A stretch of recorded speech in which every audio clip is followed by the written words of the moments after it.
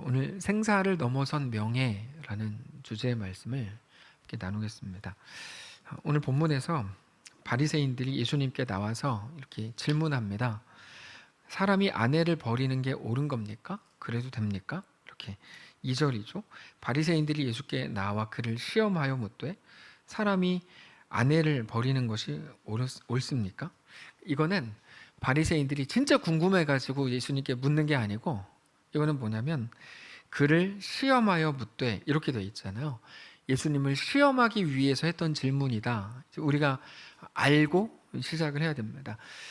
그리고 오늘 본문은 결혼이나 이혼에 대한 내용이 아니고, 정확히 말해서 그것보다 훨씬 더 깊은 내용이라는 것을 인지하시고 오늘 말씀을 들어가셔야 되는데, 자, 그럼에도 이 질문이 조금 특이한 이유는 바리새인들이 추종하는 율법에 의하면 사실 유대 율법은 이혼을 허용하거든요. 그래서 이 질문 자체에는 사실 숨겨진 진짜 질문이 있는 건데, 이혼이 가능합니까? 그게 아니고 이혼의 사유에 대한 질문입니다. 어디까지가 그 사유가 됩니까? 왜냐하면 이혼의 사유가 학파들마다 다 다르거든요. 그래서 이 사람들도 사실 궁금하기도 한 거예요. 그래서 어디까지가 이혼이 가능한 그 선입니까? 이런 질문이긴 합니다. 예수님이 계시던 2000년 전에도 결혼과 이혼이라는 것은 사람들의 아주 큰 관심사였습니다. 토론 주제였습니다. 토론 주제. 사실 율법에는 아내에게서 부정한 것이 발견됐을 때 이혼할 수 있다, 이렇게 나옵니다. 부정함이라고만 나오니까 이 부정함이 과연 뭐냐에 대한 해석이 아주 다양합니다. 우리는 그냥 아주 순진하게 그냥 부정함이라는 거는 예를 들어서 외도다, 이런 식으로 이제 나름대로 어떤 근거로 생각하셨는지 모르겠지만 그런 규정을 가지고 있는데, 사실은 그렇게만 보지는 않습니다. 율법적으로 보면 율법 학파들마다 부정함에 대한 해석들이 다양해요. 먼저 샴마이 학파라는 학파는 부정함을 우리가 생각하는 것처럼 외도로 봅니다. 외도가 발견될 경우에 이런 식으로 봅니다. 근데 샴마이 학파보다 훨씬 더 유명한 힐렐 학파의 경우에는 어떻게 보냐면, 놀라지 마세요. 이거 제 말이 아니고 이 율법 학파들의 말이니까 뒤에서 제 욕을 하지는 마세요. 힐렐 학파의 경우에는 아내가 남편을 위한 요리를 망친 것도 부정함으로 봅니다. 그래서 어떻게 요리를 그렇게 해? 또 이혼의 사유가 된다, 이렇게 나와요. 제가 말하는 게 아니고 이렇게 나와요. 또 아키바 학파는 이거보다 조금 더 나가는데, 남편이 길을 가다가 지금의 아내보다 더 매력적인 여자를 봤을 때 다른 사람들보다 덜 매력적인 것을 부정함으로 봅니다. 그래서 어떻게 저 여자보다 내 아내가 덜 매력적일 수 있어? 그럼 이제 부정한 거예요, 그 여자가. 그래서 이제 이혼할 수 있다. 그러니까 율법에는 어떻게 나오냐면요, 부정함으로만 나오거든요. 근데 그 부정함에 대한 해석이 다 다른 거예요. 다 다른 거예요. 그래서 얼마나 보수적으로 해석을 하는지, 부정함이라는 거. 저 노려보지 마시려니까 자꾸 노려보시네. 근데 얼마나 보수적으로 보는지, 또는 얼마나 개방적으로 해석하는지에 따라 다릅니다. 근데 중요한 건 뭐냐면, 율법으로는 이혼이 허용된다는 거죠. 그게 이제 그 율법이라는 거거든요. 그래서 오늘 본문에서 바리새인들이 예수님께 질문을 할 때 이혼이 보편적이라는 전제를 깔고 질문을 하는 겁니다. 특별히 그들의 질문은 예수님을 시험에 빠뜨리기 위해서 했던 질문이다라고 이제 정확하게 적어 놓는데, 예수님께서 야, 이혼해도 되지 그러시면 가정을 쉽게 무너뜨리는 자라고 비방할 거고, 반대로 이혼하면 안 된다라고 하시면 율법을 우습게 여기고 모세의 율법의 권위를 떨어뜨리는 자라고 공격을 할 것이기 때문에, 바리새인들이 예수님께 하는 이 질문은 시험에 빠뜨리기 위한 목적을 가진 질문이다, 이렇게 이제 나오는 거죠. 복음서에는 이런 비슷한 질문이 여러 나옵니다. 예수님을 시험하기 위한 질문, 이거 우리가 잘 알고 있죠. 그 중에 대표적인 게 예수님께서 이렇게 대답하시죠. 죄 없는 자가 먼저 돌로 치라. 이런 것들도 다 시험하기 위한 질문 중에 하나거든요. 오늘 본문도 마찬가지입니다. 예수님께서 그들에게 뭐라고 대답을 하시죠? 그러면 오케이, 모세는 이혼에 대해서 어떻게 말하냐 이렇게 질문을 다시 하십니다. 3절이요.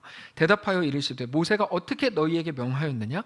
이르되 모세는 이혼 증서를 써주어 버리기를 허락했습니다. 이렇게 대답을 하죠.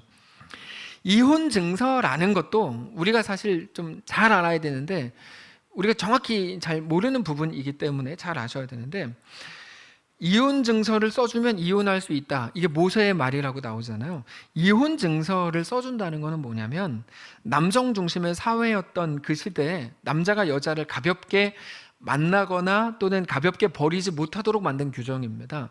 사실 마음에 안 들 때는 헤어졌다가 그리워지면 다시 만나자고 하는 그런 일들을 하지 못하게 하기 위해서 이혼 증서라는 걸 쓰는 건데요. 이혼 증서는 뭐냐면, 이 여자는 더 이상 내 아내가 아니다, 여기서 끝나는 게 아니고 뒤에도 이어져요. 나는 그러므로 이 여자를 다시는 만나지 않겠다라는 내용이 이혼 증서입니다. 이게 무슨 말이냐면, 그래서 한 번 헤어진 사람을 더 이상 만날 수 없다는 걸 확실하게 너 기억해라, 이런 말이에요. 이런 말이에요. 너 이후에 어떤 후회를 해도 소용이 없어, 이런 말이에요. 그래서 우리나라에도 이런 게 있잖아요. 있을 때 잘해. 뭐 이게 이제 이혼 증서의 내용이에요. 이혼 증서에 그렇게 헤어지면 그 여자는 당연히 다른 남자 만날 수 있고 남자도 다른 여자 만날 수 있는데, 그 남자에게 이렇게 마지막으로 묻는 거예요. 너 이제 아무리 후회해도 절대로 전처에게 돌아갈 수 없어. 그러고도 이혼할 거야? 이게 이혼 증서입니다. 이게. 그래서 유대인들이 모세도 이혼을 허락했다고 생각을 했지만 예수님께서는 다르게 말씀하세요. 그건 너희의 완악함 때문에 이혼 증서라는 걸로 타협점을 찾은 거다, 이렇게 말씀하세요. 5절에 보시면 이렇게 나와요. 예수께서 그들에게 이르시되 너희의 마음이 완악함으로 말미암아 이 명령을 기록한 거다. 타협점을 찾았다는 거죠. 타협점을. 마지막 협박입니다, 이혼 증서라는 게. 근데 중요한 거는 하나님께서 창조 때부터 사람을 남자와 여자로 지으셨고, 사람이 그 부모를 떠나서 이제 둘이 한 몸이 되면, 결혼을 하면 그거는 하나님이 짝지어 주신 것으로 사람이 나눌 수 없다, 이렇게 말씀을 하시죠. 6절부터 보시면 창조 때로부터 사람을 남자와 여자로 지으셨으니 이러므로 사람이 그 부모를 떠나서 그 둘이 한 몸이 될지라. 이러한즉 이제 둘이 아니요 한 몸이니 그러므로 하나님이 짝지어 주신 것을 사람이 나누지 못한다, 이렇게 말씀을 하십니다. 근데 우리가 이거를 보면서 또 율법으로 생각해가지고, 야 이것 봐, 예수님도 이혼하지 말라 그랬지, 이렇게 나가면 이거 바리새인이랑 똑같아지는 겁니다. 왜냐하면 바리새인들은 이거 해도 돼요? 하면 안 돼요로 접근을 한 거거든요. 그게 율법이라는 거예요. 근데 우리가 예수님의 말씀을 보면서 그러므로 해도 된다, 하면 안 된다, 이게 똑같은 접근이기 때문에 이거는 굉장히 어리석은 접근입니다. 우리가 오늘 중요하게 생각해야 되는 게 바로 이 부분인데, 율법, 특별히 모세의 율법에 대한 바리새인들과 예수님의 해석 차이를 봐야 돼요. 해석 차이. 모세는 이혼 증서를 말했는데 그거를 두고 바리새인들이 이거 봐라, 이혼해도 된다라고 해석을 했잖아요. 해도 된다. 예수님은 뭐라고 말씀을 하세요? 그건 해도 된다라는 말이 아니고 너희의 마음의 완악함 때문에 모세가 그렇게 타협점을 찾은 거고, 부부는 하나님이 짝지어 주신 거다라고 해석을 하시죠. 어디서 이런 해석의 차이가 있는 걸까요? 아주 단순합니다. 바리새인들은 뭐를 해도 되는지 하면 안 되는지로 접근합니다. 많은 그리스도인들이 여전히 거기 묶여 있어요. 그래서 하는 질문이 종종 이런 질문이에요. 목사님 이거 해도 돼요? 안 돼요? 그러니까 이게 하면 구원을 받아요? 못 받아요? 이런 식의 질문까지도 갈 수 있는데, 이게 굉장히 어리석은 질문이라고요. 그래서 해도 된다 그러면 할 거고, 하면 안 된다 그러면 안 하겠다 생각하는 거죠. 하나님의 말씀을 규칙으로 보는 거예요. 규칙으로. 근데 예수님은 하나님의 말씀을 규칙으로 안 보십니다. 이게 결정적인 차이인데요. 모든 말씀 속에서 하나님의 뜻을 분별하고 하나님의 마음을 헤아리는 방식으로 예수님은 언제나 접근하시거든요. 근데 이거를 자꾸 규칙으로 보는 거야. 이게 결정적인 차이죠. 그래서 바리새인들이 이해한 율법은 모든 게 여자의 책임이라고 생각을 했어요. 왜냐하면 율법에 그렇게 나오니까요. 여자의 부정함 이렇게 나오니까 여자가 부정할 때 그게 그들의 전제였거든요. 근데 예수님께서 말씀하시는 내용은 처음부터가 달라요. 남자와 여자가 동등한 위치에서 시작한다고 말씀을 하세요. 예수님의 말씀을 잘 보면. 그래서 둘 사이에 안타까운 일이 일어나면 그거는 둘 모두의 문제지 어느 한쪽의 문제가 아니다, 이겁니다. 그게 사람이 그 부모를 떠나서 그 둘이 한 몸이 된다고 하시는 하나님의 말씀인데, 이거는 바리새인들 입장에서는 굉장히 파격적인 이해입니다. 그 둘을 짝지어 주신 분이 하나님이다. 그래서 하나님이 짝지어 주신 것을 사람이 나누지 못한다. 그래서 결국 이거 어디까지 가는 거냐면 서로에 대한 서로의 태도가 하나님께 대한 성도의 태도와 같은 거다라고 말씀을 하시는 것이기 때문에 굉장히 큰 차이가 있는 거예요. 네. 이게 놀라운 해석입니다. 제가 놀라운 해석이 아니고 예수님의 해석이. 바리새인들은 모든 말씀을 어떻게 접근했냐면 해도 되나 하면 안 되나 규칙으로 접근을 하거든요. 예수님은 그렇게 접근을 안 하세요. 예수님은 언제나 태도와 존재로 보십니다. 태도와 존재로. 그래서 언제나 예수님께서 그거는 그 말씀은 하나님 앞에서 너희가 살아가는 문제라고 말씀을 하십니다. 단지 결혼이나 이혼에 대한 게 파격적인 게 아니라 기독교 신앙이 얼마나 파격적이냐면 더 이상 살고 죽는 문제가 아니라 하나님의 자녀라면의 문제가 됐다는 거라고 오늘 본문을 통해서 예수님께서 말씀을 하고 계시는 겁니다. 이게 가장 파격적인 거예요. 기독교 신앙에서 가장 파격적인 게 바로 이 지점입니다. 이 지점. 모든 게 하면 되냐 하지 말아야 되냐의 문제가 아니고 뭡니까? 하나님의 자녀라면 모든 게 살고 죽는 문제가 아니고 오늘 말씀의 제목처럼 명예와 영광에 관한 것이다. 이게 기독교 신앙이라고요. 가장 큰 차이입니다. 말씀을 율법, 규칙으로 접근하는 이유는 뭐냐면 살고 죽는 문제라는 거거든요. 천국 갈지 지옥 갈지의 문제로 보는 겁니다. 그거는 우리의 삶은 예수님의 십자가로 인해서 그러나 더 이상 살고 죽는 문제가 아닌 게 됐습니다. 이게 기독교 신앙입니다. 우리의 삶은 이제 명예에 관한 걸로 바뀌었습니다. 바뀌어버렸어요. 이게 너무 큰 차이예요. 우리를 판단받고 심판받을 존재로 볼지, 그렇게 아직 구원을 못 받아서 구원을 받을 수 있는지 못 받을 건지로 보는지, 아니면 이미 구원받은 자로 보는지의 차이예요. 우리 성도라는 존재를 구원을 받을지 못 받을지 아직 결정이 안 돼서 우리의 삶을 보고 하나님이 맨 마지막에 결정을 할 걸로 보는지, 아니면 우리를 구원받은 주의 자녀로 보고 시작하는지의 차이, 가장 큰 차이입니다. 기독교 신앙이. 근데 잘 기억해 보십시오. 우리의 삶을 구원받기 위해 사는 존재가 아니고 구원을 받은 자로, 자녀로 사는 게 우리의 삶입니다. 그래서 우리는 늘 말씀을 드리지만 구원이 종착역이 아니라 출발점입니다. 이게 성경의 해석입니다. 우리의 삶은 이렇게 해야 마지막에 딱 구원을 받는 게 아니고요. 우리의 삶은 구원받은 자로 시작하는 거예요. 지난 수요일에 잠깐 말씀을 드렸는데 예수님이 십자가를 지심으로 우리의 모든 죄를 단번에 씻으셨습니다. 믿으십니까, 여러분? 정말 믿으세요? 예수님께서 우리 죄를 씻으셨다고 할 때 이제까지 우리가 지었던 모든 죄, 모든 순간에 그 순간까지의 모든 죄를 씻으신 게 전부가 아니고 우리가 앞으로 짓게 될 모든 죄까지도 씻으셨다는 말이에요. 그건 제 해석이 아니라 히브리서의 해석이에요. 히브리서의 해석. 그래서 성경이 우리에게 뭐라고 말하냐면 신분이 바뀌었다고 말해요. 신분이 바뀌었다. 그거를 다른 언어로 영원한 구원이라고 말합니다. 영원한 구원. 그러니까 우리의 문제가 뭐냐면, 우리라 그래서 죄송합니다. 여러분이라 그럴까요? 우리의 문제가 뭐냐면 그 기독교 성경적인 내용을 어느 정도 알고 있는데 이게 해석이 안 되고 적용이 안 되는 거예요. 그러니까 영원한 구원, 신분이 바뀐 거 다 아는데 막상 어떤 순간에만 딱 서면, 그대 앞에만 서면 나는 왜 작아지는가, 이게 딱 되는 거죠. 그래서 내가 구원을 취소되는 거 아니야, 이런 생각을 자꾸 하는 거예요. 제가 가요는 정말 싫어하는데 그 노래는 정말 좋아하거든요. 그대는 언제나 하나님, 주님 앞에만 서면, 이게 이제 항상 좋아하는 노래인데 하여튼 그런 거죠. 우리가 신분이 바뀌었다, 영원한 구원 다 아는데 어느 순간에만 딱 서면 우리는 그게 이제 흔들리는 거예요. 조금 더 가볼까요? 우리는 예수 그리스도가 부활의 첫 열매라는 거 알아요, 믿어요. 내가 죽으면 내가 부활하는 거 안고 믿는다고 하면서도 어느 순간 앞에만 딱 서면 그게 흔들리는 거죠. 부활 신화에 흔들려 버리는 거예요. 그런 사도 바울은 고린도전서 15장에서 뭐라고 말합니까? 그 사람이 세상에서 가장 불쌍한 사람이라고 말하거든요. 그렇게 되는 거죠. 여러분, 죄의 강력함은 뭡니까? 우리 잘 정리를 하셔야 돼요. 죄가 무서운 이유는 죄의 값이 영원한 사망이기 때문입니다. 우리 모든 죄가 우리를 영원한 사망으로 끌고 간다는 사실이 죄의 강력함입니다. 근데 예수님께서 십자가 위에서 우리의 모든 죄를 단번에 씻으셨기 때문에,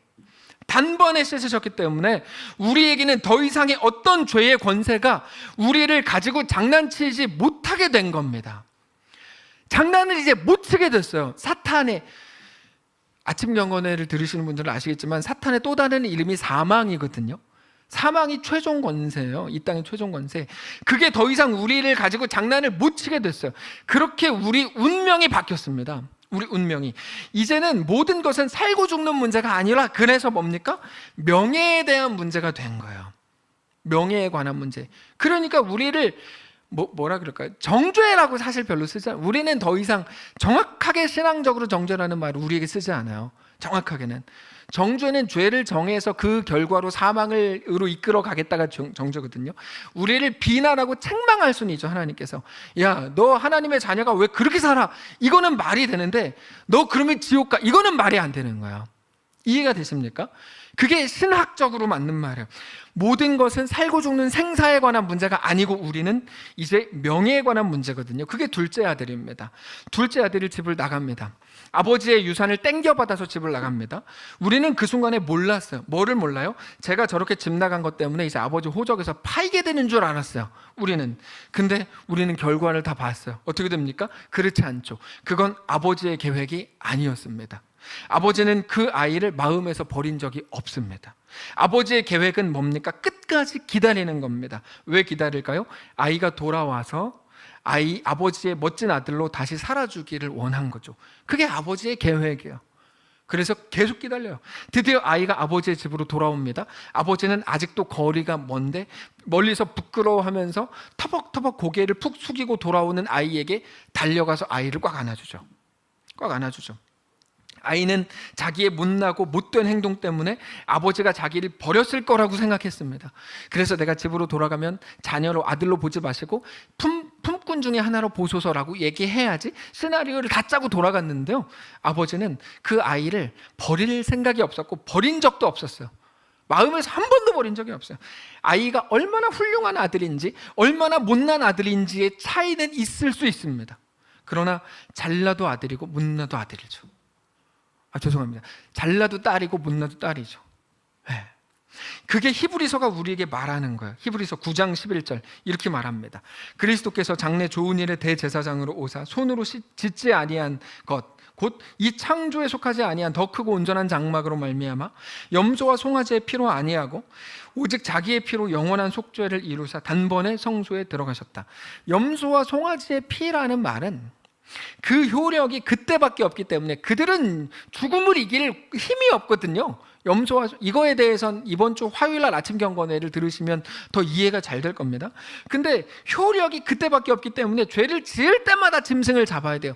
우리는 그래서 동물농장 해야 돼요. 우리 매일 죄지니까 매일 짐승 잡아야 돼요. 우리는 예수님의 그러나 죽으심은 영원한 속죄를 이루신, 분명히 단번에 성소에 들어가셨다고 되어 있는데 단번에 성소에 들어가신 것으로서 과거뿐 아니라 미래에도 우리가 속하게 될 죄의 권세, 그 사망의 권세로부터 우리를 영원히 자유하게 하셨다는 겁니다. 우리의 신분을 바꿨다는 게 그런 말이에요. 그거를 히브리서 10장으로 가면 이렇게 설명해요. 히브리서 10장 9절. 그 후에 말씀하시기를 보시옵소서 내가 하나님의 뜻을 행하러 왔나이다 하였으니 그 첫째 것을 패하심은 둘째 것을 세우려 하심이라. 이 뜻을 따라 예수 그리스도의 몸을 단번에 들이심으로 말미암아 우리가 거룩함을 얻었노라.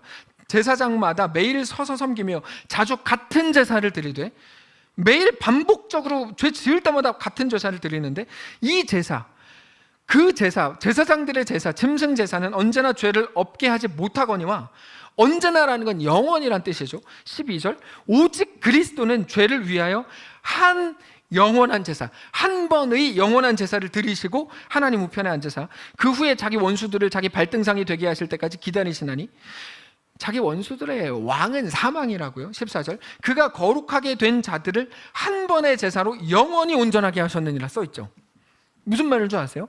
생사에 관한 문제가 아니라 우리 삶이 명예와 영광에 관한 문제로 바뀌었다는 말이에요.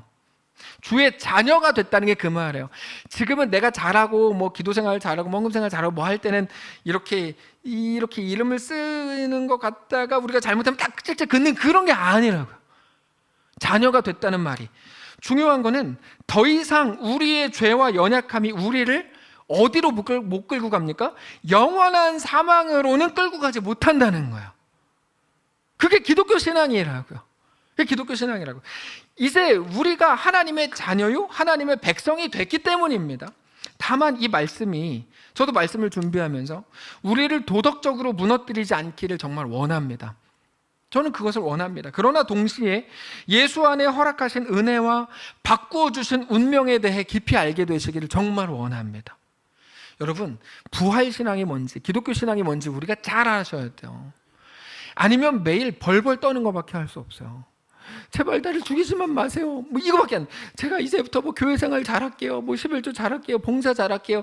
이거밖에 할 줄 아는 게 없게 된다니까요. 기독교 신앙이 없으면, 부활 신앙이 없으면 우리에게 요구하시는 제자도 제자의 길이 정확히 그렇습니다. 복음을 아는 사람으로 우리에게 대한 하나님의 요구를 이해해야 됩니다. 복음이 뭡니까? 예수님이 우리를 위해 이 땅에 오셨고 우리를 위해 죽으셨고 다시 부활하신 거죠. 그래서 우리는 부활의 첫 열매인 예수님을 따라서 예수님과 함께 부활할 거라는 사실이 복음이잖아요. 왜 복음입니까? 왜 기쁜 소식입니까? 죄와 사망의 권세로부터 영원히 자유하게 된 것이기 때문이죠. 우리는 죄와 사망의 권세를 죽었다 깨어나도 이길 방법이 없는데 예수 그리스도의 보혈과 부활로 그것을 이기게 됐잖아요. 그래서 그게 우리의 운명을 바꿔준 기쁜 소식이라서 복음이라고 부르는 겁니다. 기쁜 소식. 예. 복음을 아는 사람으로, 믿는 사람으로 우리에게 대한 하나님의 요구를 이해해야 된다고요. 하나님의 요구라는 건 뭡니까? 우리가 오늘 걷게 된 우리의 길이죠. 우리 앞에 펼쳐진 하나님의 이끄심이라고도 부르죠. 하나님은 우리가 잘하나 못하나를 보시고 나서 잘하면 상 주고 못하면 바로 죽이려고, 우리를 그렇게 시험하려고 우리에게 제자도를 요구하시는 게 아닙니다. 네가 어떻게 걷나 보자 이러시는 게 아니에요. 제자도는 우리에게 대한 하나님의 시험이 아니라, 정확히 적어놓으세요. 제자도는 우리에게 대한 하나님의 시험이 아니라 우리의 명예에 관한 문제입니다. 명예에 관한 문제예요. 우리는 하나님의 자녀가 됐습니다. 하나님의 자녀가 됐다는 말은 우리의 신분이 바뀌었다는 말이에요. 신분이 바뀌었다는 말은 더 이상 죄와 사망의 권세가 어떻게 해도 우리를 건드리지 못한다는 말이에요.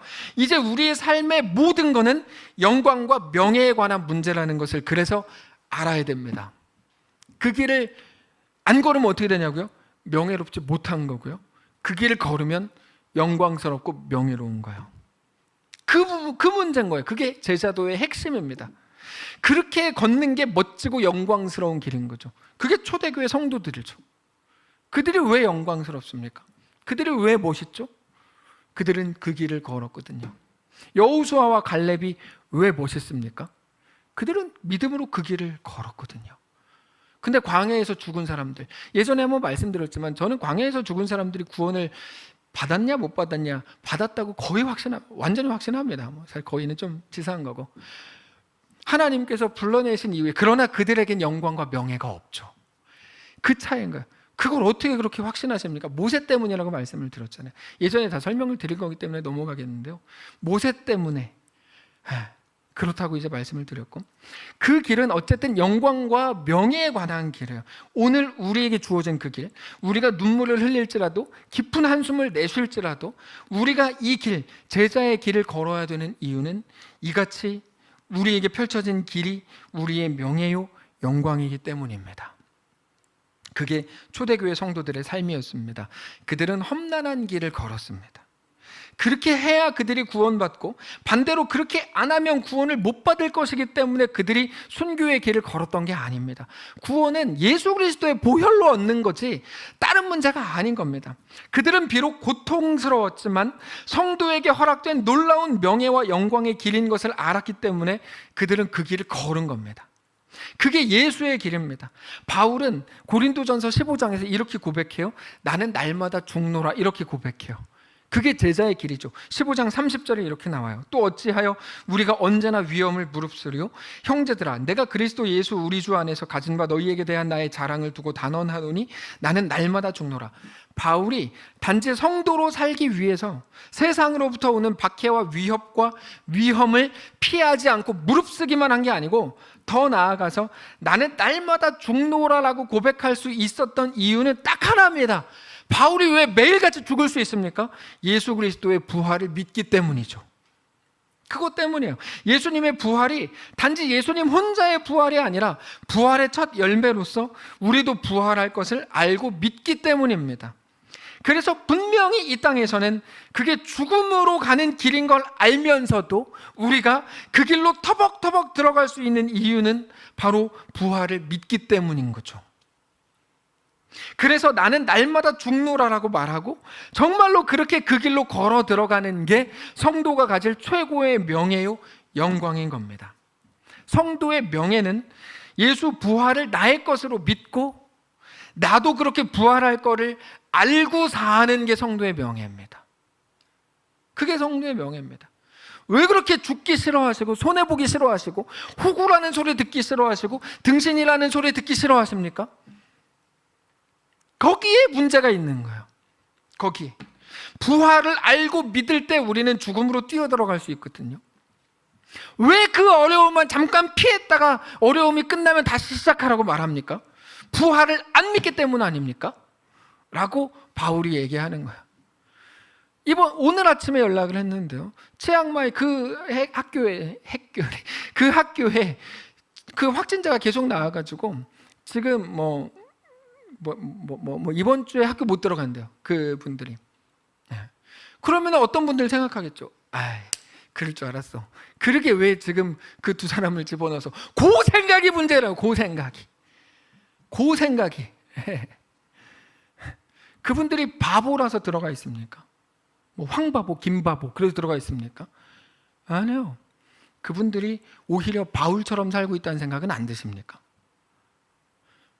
우리의 생각은 어디에 머물러 계십니까? 성도의 명예가 뭐라고요?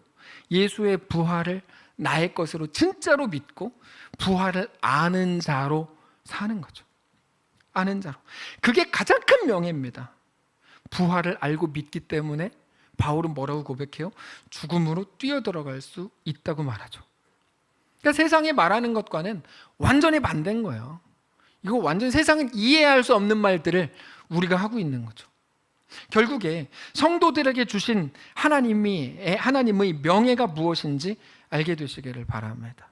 예수님은 그거를 좁은 길이라고 말씀하세요. 우리의 명예는요, 성도라는 이름으로 100억을 버는 게 아니에요. 많은 사람들에게 부러움의 대상이 되는 것도 아니고 많은 사람들에게 칭찬을 받는 것도 아니에요. 자녀를 서울대 보내는 것도 아니고 예수 믿은 결과 다 잘 되는 것도 우리의 명예나 영광이 아니에요. 그거는 어떤 사람들이 만든 교묘한 그럴듯한 말에 불과해요. 우리의 명예는 뭐냐면 오직 성도가 당당하게 제자의 길을 걷는 것이 우리에게 허락된 명예입니다. 편한 길로 가는 게 아니고 나는 날마다 죽노라의 삶을 넉넉히 살아내는 거죠. 오직 그것만이 우리의 명예요, 영광입니다. 살고 죽는 문제인 줄 알고 하나님 말씀 앞에 매일 벌벌 떨으면서 죽지 않으려고 제발 내 시키는 대로 다 할게요. 율법 지킬게요. 10계명 지킬게요. 11조 할게요. 그러니까 제발 죽이지만 말아주세요. 그게 뭐예요? 그게 뭐냐고 도대체. 그랬다가 그거를 자기가 좀 잘 지키는 것 같으면 이 땅에서 나 잘 지켜, 더 잘 되게 해주세요. 나한테 복을 주세요. 이랬던 게 우리의 모습이라면 하나님은 그 모습을 보면서 답답해 하시는 거죠. 기독교 신앙은 그런 게 아니거든요. 우리가 하나님의 말씀을 살아내고 우리에게 허락된 이 길을 주의 제자로 힘겨워하면서도 눈물을 흘리면서도 답답해하면서도 걸어야 되는 이유는 이 길이 우리에게 놀라운 영광인 것을 알기 때문입니다. 그렇게 볼 때 지금 이 시대 코로나 시국이라는 게 얼마나 큰 기회입니까? 코로나가 없어져야 우리가 성도답게 삽니까? 그런 이상한 논리가 어딨냐고요 도대체. 그런 이상한 논리가. 이 속에서 하나님이 우리에게 주신 길을 넉넉히 사는 것이 성도의 명예요 영광이죠. 예. 그러므로 사랑하는 성도 여러분, 오늘 우리의 삶이 어떤 삶인지, 도대체 어떻게 성도라는 이름이 우리에게 주어졌고, 어떻게 나 같은 사람이, 예수를 알 수도 없는 대한민국에 있는 이 시골에 있는 이 한 사람이 어떻게 세워졌고, 어떻게 주의 자녀가 됐고, 어떻게 구원받은 하나님의 백성이 됐는지, 여러분 말씀을 통해서 이제 정확하게 확인을 하고 마음의 정리를 하십시오. 그냥 누군가가 말하는 것처럼 이렇게 뭐 하면 복 받습니다, 뭐 아멘, 이런 거 하지 마시고, 진짜 기독교 신앙이 뭔지, 성경은 뭐를 말하는지 정확히 알고 정리를 하십시오. 우리는 더 이상 살고 죽는 문제의 삶을 사는 존재가 아닙니다. 예수님의 죽으심과 부활하심으로 인해서 이제 더 이상 죄와 사망의 권세에 묶인 삶이 아니라 생명의 성령의 법이 죄와 사망의 법에서 해방한 그 삶을 살게 된 것이 우리의 삶인 줄을 믿으시기를 바랍니다. 그게 우리라는 존재예요. 여러분, 남자들이 군대 얘기를 하면요, 저게 진짜 사람이 저렇게도 살 수 있나 라는 생각이 들게끔 뻥을 쳐요. 남자들의 군대 얘기는 거의 99% 뻥이라고 보시면 돼요. 뭐 저도 그래요. 근데 아니, 저는 진실해요. 근데 남자 군대 얘기는 일단 뻥이에요. 근데 거기다 대고 뭐 또 뻥이지 이렇게 하면 그것도 찌질한 거예요. 그냥 어우 고생했다 이렇게 해야지. 가끔 뭐 부인들이 그걸 누가 믿어? 그럼 어우 그거는 바보죠. 그냥 믿으세요. 뻥 좀 믿으면 어때요? 뭐 내가 군대에 있을 때 뭐 예를 들면 화생방을 하는데 뭐 30분 했어. 그냥 믿으세요. 30분 다 뻥인데 그냥 믿으세요. 그런가 보다. 군대에서는 고생을 많이 할수록 명예로운 거거든요. 남자들 입장에서. 네, 고생을 많이 할수록. 여자들은 아기 낳은 얘기를 하죠. 내가 너 낳을 때 뭐 그런 얘기를 하잖아요. 그게 영광스러운 거예요. 야, 모두가 너 낳지 말라 그랬어. 너 낳으면 엄마까지 위험하다 그랬어. 근데도 엄마는 너를 낳았어. 이게 엄마의 영광이죠. 네가 태어날 줄을 몰랐잖아. 이게 아니고 너를 낳아서 이게 이제 엄마의 명예거든요. 한 사람이 부자로 태어나서 잘 먹고 살다가 좋은 병원에서 죽은 얘기에는 어떤 스토리도 없습니다. 거기 명예가 없어요. 감동이 없어요. 별로 보고 싶지 않은 드라마입니다. 근데 3대0으로 지고 있다가 후반전에 그것도 룬스타임에 4골을 넣어서 역전시키는 경기는 모두의 기억 속에 남아있죠. 그런 경기는 보고 또 봅니다. 2002년 월드컵이 지금도 추석 때마다 MBC에서 틀어주는 이유는 꼴보기 싫어 죽겠어요. 왜 그걸 아직까지 보여주냐고. 근데 우리가 가질 영광이 그거밖에 없기 때문이죠. 코리아 팀이라는 팀이 제대로 승리를 해본 적이 없는데 갑자기 2002년에 그거를 4강까지 갔으니, 예. 저는 어제도 이런 명예와 영광이 주어질 줄 알고 그냥 혼성개주 끝까지 보다 그냥 끄고 잤는데 아무것도 없어서. 어쨌든 그게 오늘 우리에게 주어진 삶이죠. 예, 우리에게 오늘 그 길을 걸으라는 거죠. 그 길이 뭡니까? 걷기 싫은 길이고 좁은 길이고 죽을 것 같은 길이죠. 제가 너무 좋아하는 찬양 중에 아무리 힘겨워도 가야 할 길이라는 찬양이 있습니다. 가사가 이래요. 아무리 힘겨워도 가야 할 이 길, 때론 너무 멀어 보여. 힘을 잃고 낙심하여 주저앉고 싶을 때, 아무리 치열해도 싸워야 될 이 싸움, 나 홀로 싸우는 듯해. 모두가 잊어버리고 포기하려 할 때, 주의 천사 내게 다가와 내 처진 어깨 어루만지시네. 피곤한 무릎 일으켜 세우고 독수리같이 다시 날아오르게 새 힘 주시네. 기뻐하라, 고난 더할수록, 기뻐하라, 싸움 치열할수록, 넘치는 내 주님의 위로 인해 기뻐하라, 기뻐하라. 아무리 힘겨워도 가리라, 주님 이미 걸어가셨으니 오직 주님만 바라보며 끝까지 달려가리. 아무리 치열해도 싸우리라, 이 싸움 죽기까지 싸우리라. 피로 나를 사신 그분 위해 나의 생명 드리리. 선한 싸움 다 마치는 날 나 친히 주를 만나 뵈리라. 얼굴과 얼굴 마주하는 그날 주께서 내게 칭찬하시리라. 영원한 삶 주시리. 바보입니까? 무슨 사도 바울이? 아니 바보냐고요. 어떤 사람들이 말하는 것처럼 기도 10시간 하면 자기 원하는 거 다 이루어진다는데 바보입니까? 이런 길을 뭐하러 걷습니까? 누가 바보죠? 누가 바보예요? 하나님께서 우리에게 요구하시는 성도의 길이 어떤 건지 여러분 알게 되시기를 바랍니다. 성도의 길이라는 게 뭘까요? 우리는 장렬하게 전사하고 싶어요. 이게 지금 시대 기독교인들이 가진 가장 심각한 함정이야. 장렬하게 전사하고 싶어요. 나는 공산당이 싫어요 라고 외쳤던 소년처럼 나 우상숭배 안 해요, 예수만 믿을 거예요. 그 끝에 딱 총 이제 머리에 딱 맞고 죽는 모든 사람들이 보면서 저런 순교자처럼 나도 되고 싶어 라고 생각하는 게 가장 큰 성도들의 함정이에요. 우리의 일상은 누군가가 우리가 예수를 믿는다는 이유로 총을 들이미는 현실이 아닙니다. 우리 현실은 뭡니까? 의미를 찾을 수 없고, 이게 우리 매일이잖아요. 나 이거 잘하고 있는 건가? 걱정이 되고 의심이 되고 혼자 괴로워하고 혼자 힘겨워서 눈물 흘리는 그 자리죠. 아무도 안 알아주고 매일의 일상, 병들어서 혼자 누워있는 자리고. 그래서 하영봉 장로님 지난 2년간의 삶을 제가 늘 존귀하다고 기억하는 이유가 그것 때문입니다.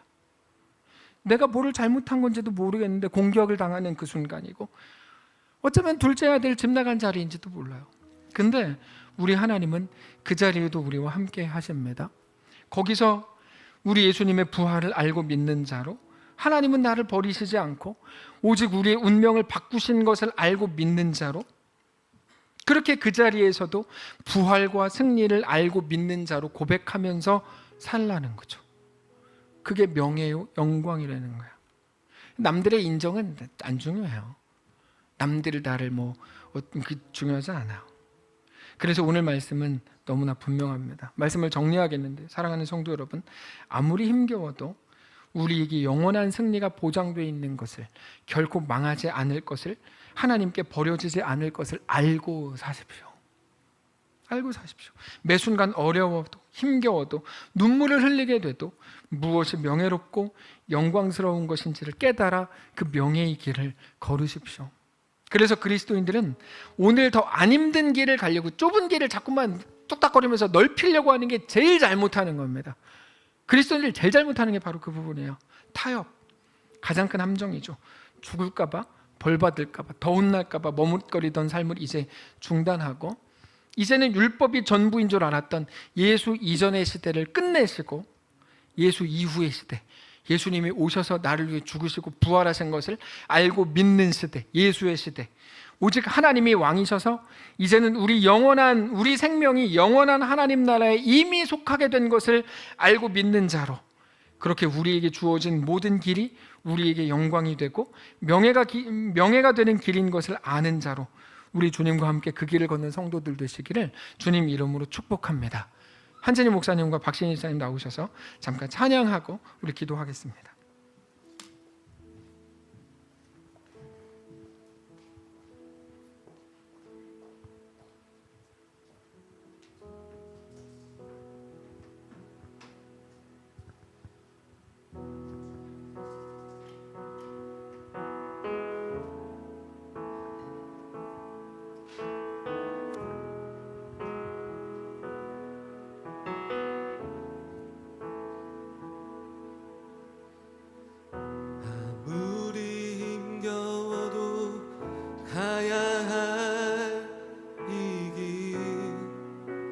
때론 너무 멀어 보여 길을 잃고 낙심하여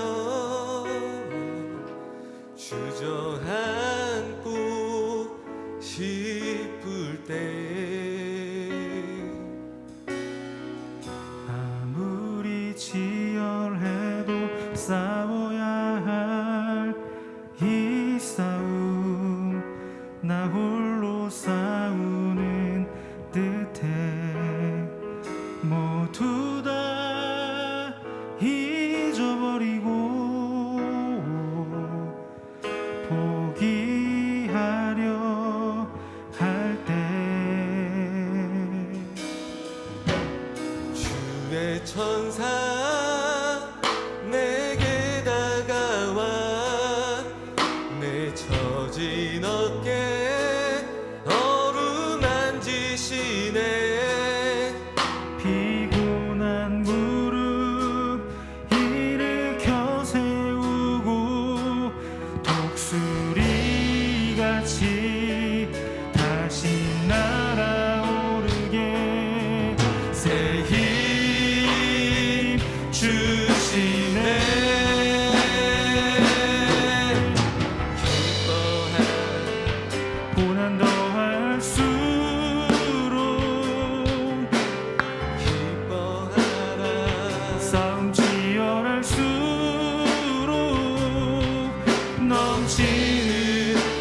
주님의 위로 인해 기뻐하라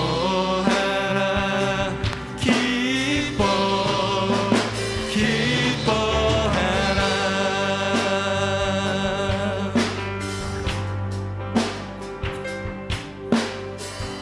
아무리 힘겨워도 가리란 주님 이미 걸어가셨으니 오직 주만 바라보며 끝까지 달려가리. 아무리 치열해도 싸우리라 이 싸움 죽기까지 싸우리라. 비록 날 사신 그분 위해 나의 생명 드리리. 선한 싸움 다 마치는 날 나 친히 주를 만나 뵈리라. 얼굴과 얼굴 마주하는 그날 주께서 내게 칭찬하시리라. 영원한 상 주시리.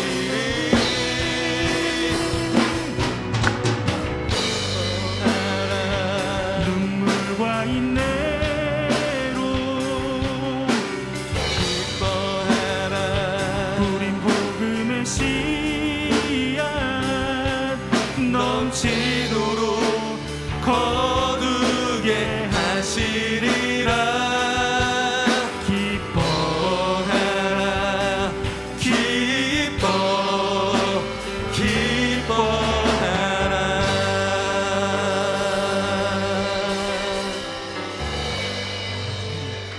우리 잠시 기도하기를 원합니다. 하나님, 우리는 정말 멋있게 살고 싶고 떳떳하게 살고 싶은데 여러 가지 어려움과 또 나의 못남으로 인해서 실패하고 또는 공격을 당하고 힘겨워질 때가 참 많습니다.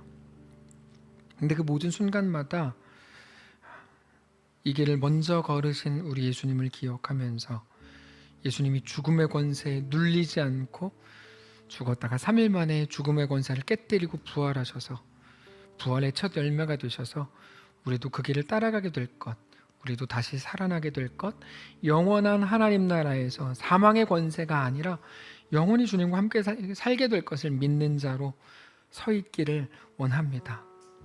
하나님, 우리는 자주 흔들립니다. 우리의 못남과 부족함을 발견할 때마다 우리는 흔들립니다.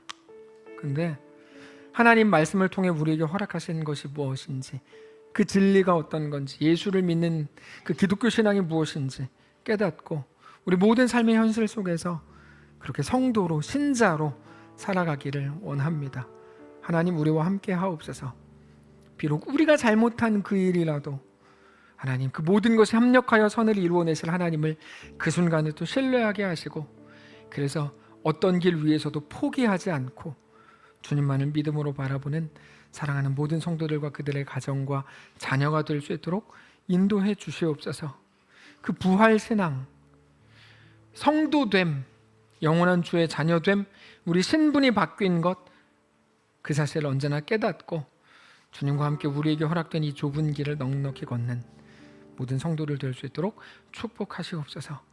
감사드리며 살아계신 예수님의 이름으로 기도합니다. 아멘.